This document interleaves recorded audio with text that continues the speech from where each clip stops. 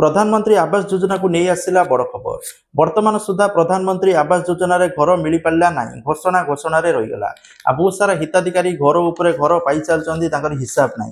तो गोटे गोटे हिताधिकारी को 2 ରୁ 3ଟି आवास योजना रे घर मिली, किंतु प्रकृत हिताधिकारी मानक वर्तमान सुधा घर मिली ना।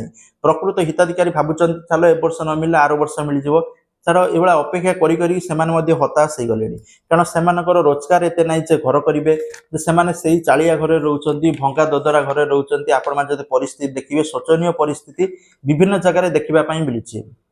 तो जहाँफल जो हिताधिकारी रोचे से ठीक भाव में घर मिल पारा ना आज पर्यंत।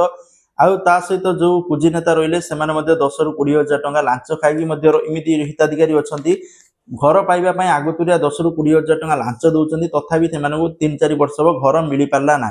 फालतूर से 10 ରୁ 20 हजार टंका देले। ता सहित बहुत सारे हिताधिकारी की घर मिलता पूर्व से कंप्लीट भी कर पारे ना, कारण 10 ରୁ 20 हजार लांच देदेले। आ बाकी जो 80 हजार रहा घर करिया मुस्किल, से अधपंतरिया घर सब पड़ी। बजेट रे मध्य आवास योजना को नहीं कौन व्यय बराद हो पारा ना। तो जहाँफल घर केबे मिल नहीं अनिश्चिततार अच्छा हिताधिकारी से बर्तमान घर पाइबे कि नहीं। पंचायत राज मंत्री घोषणा करते जानुआरी मिल, किंतु जानुआरी पर आउ किछि घोषणा नहीं किछि नहीं। तेणु आपण मैंने जदि भिडियोटी देखुंत पंचायत राज मंत्री को ट्वीट करूँ जे आम कहीं घर मिलानी, आपड़ कहीं घोषणा करते जानुआरी मिल 10 लाख हिताधिकारी, टोटाल 34 लाख हिताधिकारी, जानुआरी 10 लाख मिलता।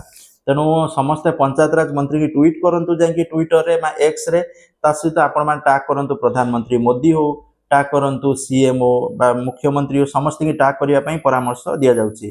तो जहाँफल हुए तो किसी या कार्यानुष्ठान नि जाइए किसी नजर को आसो, सरकार नजर को पुणी थे आसो। मे बी आपन को जो गणमाध्यम रिपोर्ट रू आसी मासे 2 मास भीतर कार्यादेश मिल पारे बोली, जदि सरकार या एक्शन ने घर मिल पार।